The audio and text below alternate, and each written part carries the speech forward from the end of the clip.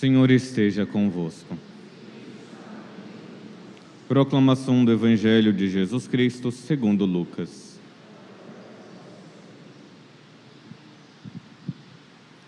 Naquele tempo, Jesus disse a seus discípulos: é inevitável que aconteçam escândalos, mas ai daquele que produz escândalos. Seria melhor para ele que lhe amarrasse uma pedra de moinho no pescoço e se jogassem no mar, do que escandalizar um desses pequeninos. Prestai atenção. Se teu irmão pecar, repreenda-o. Se ele se converte, perdoa-lhe. E se ele pecar contra ti 7 vezes num só dia, e 7 vezes vir a ti dizendo: estou arrependido, tu deves perdoá-lo. Os apóstolos disseram ao Senhor: aumenta a nossa fé. O Senhor respondeu: se vós tivesseis fé, mesmo pequena, como o grão de mostarda, podereis dizer a esta amoreira: arranca-te daqui e planta-te no mar, e ela vos obedeceria. Palavra da salvação.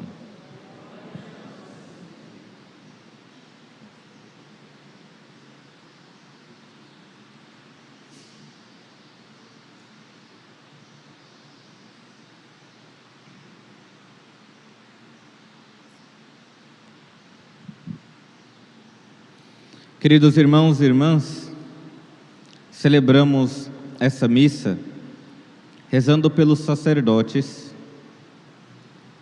e por uma intenção também particular. Também, recordando que ainda estamos para lucrar as indulgências plenárias, então, hoje e amanhã, rezem, comunguem, visitem os cemitérios para lucrar a indulgência plenária. Ok? Então, uma pequena exortação antes de falar o porquê que nós estamos rezando pelos sacerdotes. Então, não esqueça, hoje e amanhã ainda nós podemos lucrar as indulgências para as almas do purgatório. E hoje, de modo particular, nós temos um motivo para rezar muito mais pelos sacerdotes. Hoje, o vigário, meu irmão mais velho, daqui, completa mais um ano de vida. Hoje é aniversário do Padre Paulo Ricardo. Ele não está por aqui, tá? Então, mas rezemos por ele. Se ele já fez algum bem espiritual para você, recompensa-o com orações por ele, para que ele seja fiel a nosso Senhor. Ele ficaria muito feliz de que todos aqueles que gostariam de mandar mensagens, ligações, rezassem no dia de hoje por ele. Então, e também por causa que a liturgia dessa segunda-feira nos dá a ocasião de refletir as duas coisas também relacionadas ao sacerdote. Os apóstolos que pedem a Jesus: Senhor, aumenta a nossa fé. A fé é um dom teologal, mas vamos entender um pouco o que é isto, a fé. Porque hoje em dia as pessoas têm a fé como algo sentimental. Então, é um sentimento bonito que se tem dentro do coração. Então, para ter ideias bem claras, o padre foi e pegou a definição que está no catecismo, para nós vermos o que é a fé. Nós pegamos às vezes aquela passagem, da Sagrada Escritura: a fé é acreditar naquilo que é invisível. Também, mas vamos utilizar da definição do próprio catecismo para nós pedirmos isso para nosso Senhor. O catecismo de Pio V, Pio X, desculpa, no número 860, vai dar a definição de fé. A fé é uma virtude sobrenatural infundida por Deus em nossa alma. Então, é uma virtude sobrenatural que nós precisamos pedir, pela qual nós, apoiados na autoridade do mesmo Deus, acreditamos que é verdade tudo o que Ele revelou e por meio da Santa Igreja nos propõe para crer. Então, a fé é nós aceitarmos aquilo que Deus revelou. Não tem nada de sentimento, mas se Deus revelou, eu faço a adesão àquilo. Se Deus, tem até aquele ditado, né? Falou, a água parou. Se Deus falou, dentro de mim está tudo o que eu devo para cumprir aquilo que Ele falou. O Catecismo, o Novo, fala que crer é um ato da inteligência que presta o seu assentimento à verdade divina por determinação da vontade, pela graça de Deus. Então, um ato da inteligência, é Deus que falou, é Ele que está falando isso daí, então eu creio. Os meus afetos podem estar totalmente desordenados por aquilo, mas se Ele falou, eu creio naquilo. Se Ele falou, isto é o meu corpo, isto é o meu sangue, eu não sinto nada de tão diferente, mas eu creio que é o corpo dele. Eu creio que quando nosso Senhor falou aos apóstolos, tudo que ligares na terra será ligado na terra, será ligado no céu. Eu creio de que aqueles a quem perdoares os pecados serão perdoados, aqueles a quem serão retidos. Eu creio no sacramento. Nós aderimos pela inteligência e colocamos a nossa vontade para aquilo. É isto que os apóstolos estavam pedindo: Senhor, aumenta a nossa fé. Porque Jesus, no final do Evangelho, vai falar: se tivesse a fé, conseguiria arrancar uma moreira e plantá-la no mar.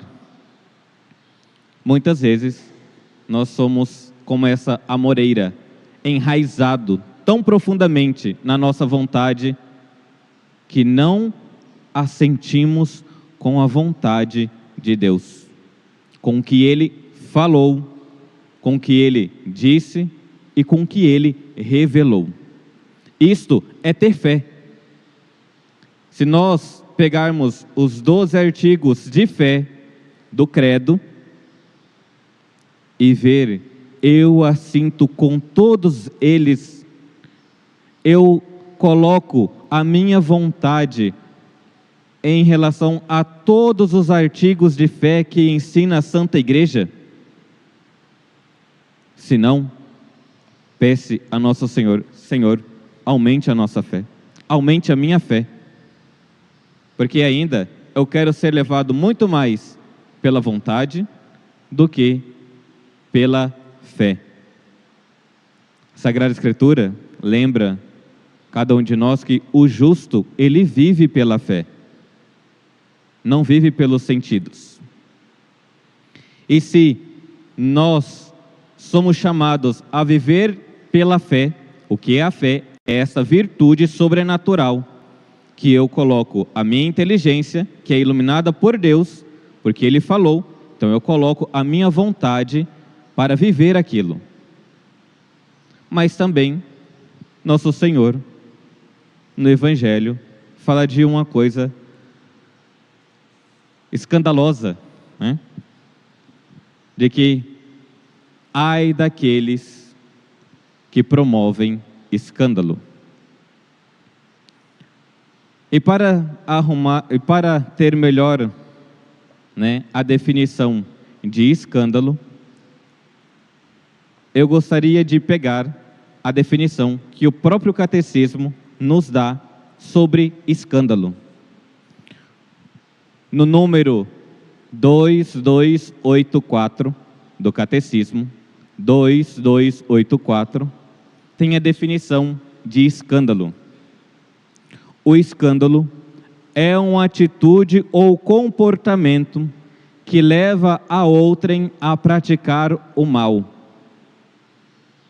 Então, para que vocês compreendam de que se a fé é algo que eu vivo interiormente, esta fé deve ser praticada e externalizada. Porque não adianta falar que você crê intimamente se os seus atos e a sua vida não estão de acordo com a fé professada pela igreja. Eu creio dentro da igreja, lá fora eu sou outra pessoa. Não, isso não é cristão. Tem até, às vezes, ainda nos seminários, os meninos falavam, quando eu fazia isso, e a gente brincava, e ele para responder coisas erradas, de adolescente. Mas eu fiz isso antes de entrar no seminário. E a gente olhava e falava, mas você já era cristão, Você já era batizado. Então, não tem esse negócio, eu fiz essas coisas erradas antes de entrar no seminário. Você era batizado, filho de Deus também. Então, a fé, ela precisa também de ser externalizada.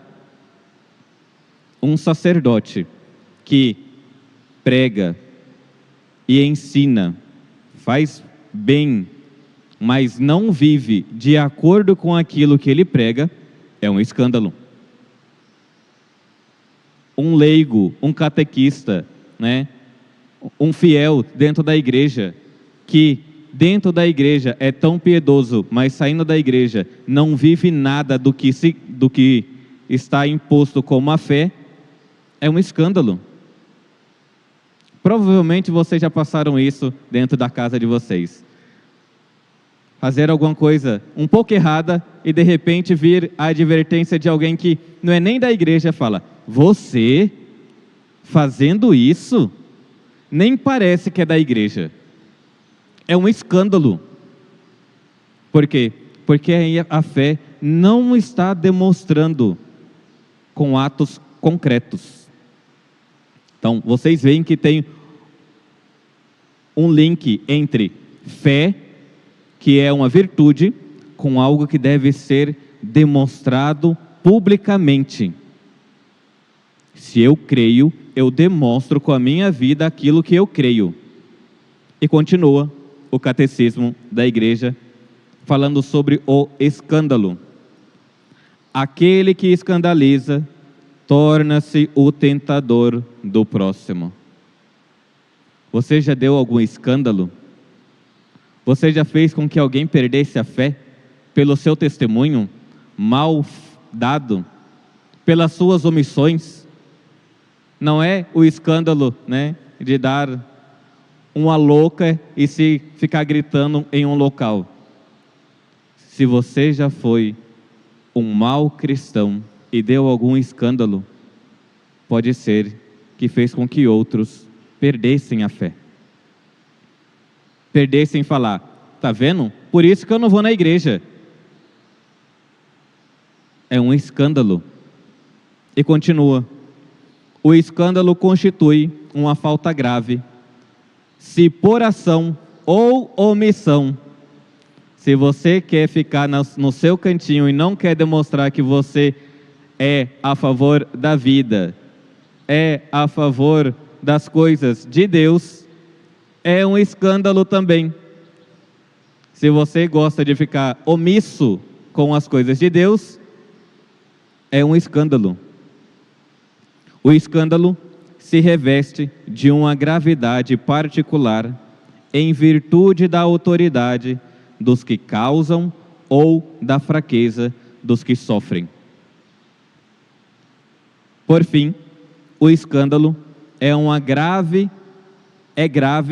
quando é por aqueles que por natureza ou por função, deve ensinar e educar os outros. Como o exemplo do sacerdote.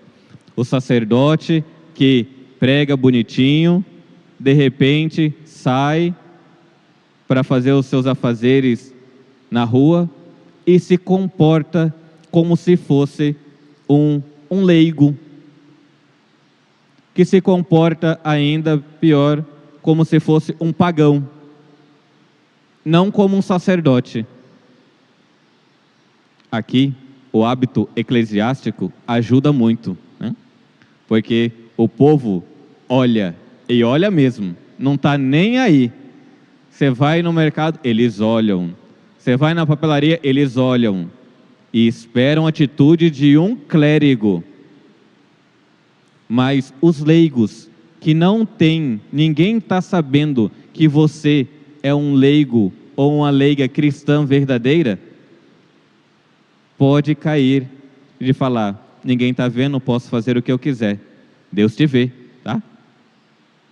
Esse é o pior, ele te vê. Mas aqui, o escândalo por aqueles que têm por natureza ensinar. O sacerdote tem por natureza ensinar. E ensinar o quê? A doutrina da igreja, para que os fiéis aprendam o que é a fé. Aquilo que Deus deixou para nós, e nós aderimos pela nossa inteligência e a nossa vontade.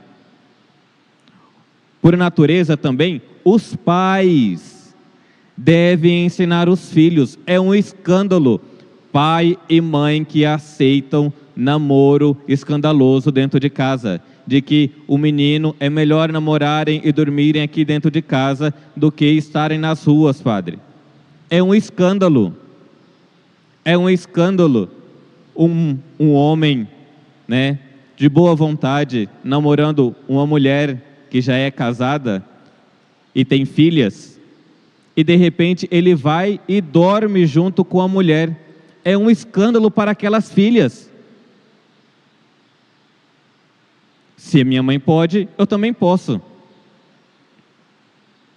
É um escândalo os professores que deveriam ensinar até as coisas de Deus, não ensinam. Ensinam a sexualidade, mas não ensinam a viver a castidade. Os catequistas, que têm por função também ensinar. Nós ensinamos a doutrina católica. Se nós temos uma função de ensinar, ensinemo-nos aquilo que Deus deixou. É escândalo. O escândalo pode ser provocado pela lei. É um escândalo a lei querer aprovar o aborto. É um escândalo, né, a legalização das drogas. Tem leis injustas, sim, e é um escândalo. E vão querer colocar como leis essas coisas escandalosas. É um escândalo as instituições. Escândalo também pela moda, né? Mulheres que gostam de se vestirem como se estivessem em uma praia. Aqui, pelo menos, as pessoas se vestem adequadamente para as missas, né? Mas em outros lugares, se comportam como se estivessem, né, pior do que na praia. Vejam de que a fé precisa ser algo, sim, uma virtude interna, sobrenatural, mas devem demonstrar com atitudes externas. Eu creio em Deus, e por eu crer, eu vivo de acordo com aquilo que Deus me pediu. Nada de omisso, mas se Deus pede que eu viva assim, eu viverei, ao ponto de derramar o meu sangue. Mas, padre, as pessoas não vão gostar de mim se eu começar a ser um católico mais radical. Você quer ter amigão, quer ser amigo deles, ou você quer ser fiel ao nosso Senhor? Você quer a salvação da alma dele ou você quer somente tê-los aqui como amigos? Você quer a salvação dos seus filhos, dos seus parentes? Não, padre, mas se eu falar, então viva. Se você ainda tem vergonha de falar, viva, testemunhe. Todos nós, um dia, diante do juízo, chegaremos lá e nosso Senhor perguntará: tivestes vergonha de mim? Omitistes que me amava? Omitistes que era um dos meus?